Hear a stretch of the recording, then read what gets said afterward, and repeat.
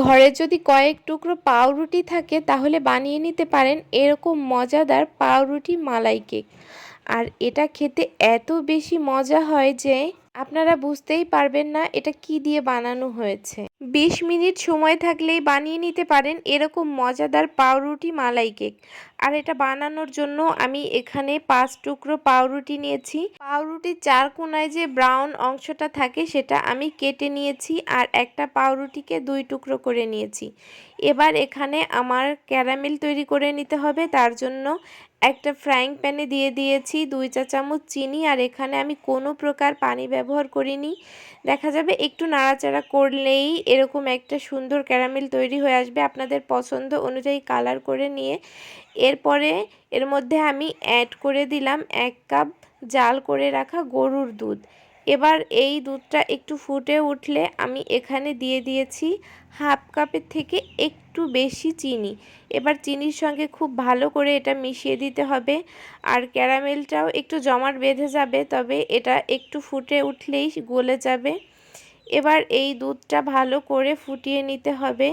এবার যখন দুধটা খুব ভালো করে ফোটানো হয়ে যাবে তখন আমি এর মধ্যে ব্যবহার করব 2 টেবিল চামচ গুঁড়া দুধ, আর দিয়েছি সামান্য একটু লবণ।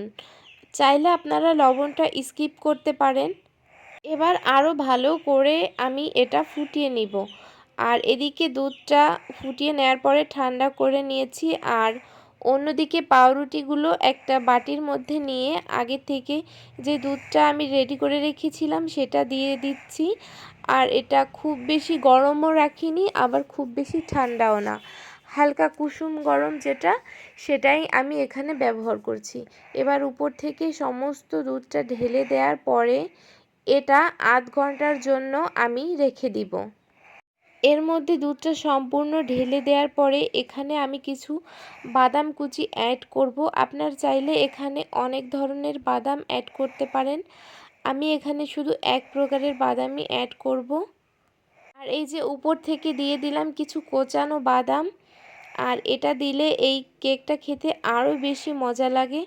আর এই তো দেখুন কত সহজে তৈরি করে নিয়েছি আমি মজাদার এই পাউরুটি মালাই কেক। এটা চাইলে আপনারা নর্মাল ফ্রিজে রেখে তারপরে ঠান্ডা ঠান্ডা পরিবেশন করতে পারেন। আর আজকের এই সহজ মালাই কেক রেসিপি আপনাদের কাছে কেমন লেগেছে অবশ্যই কমেন্ট করে জানাবেন। আর ভিডিওটি ভালো লাগলে শেয়ার করে টাইমলাইনে রেখে দিবেন আর অন্যকে দেখার সুযোগ করে দিবেন। সবাই ভালো থাকবেন। আল্লাহ হাফেজ।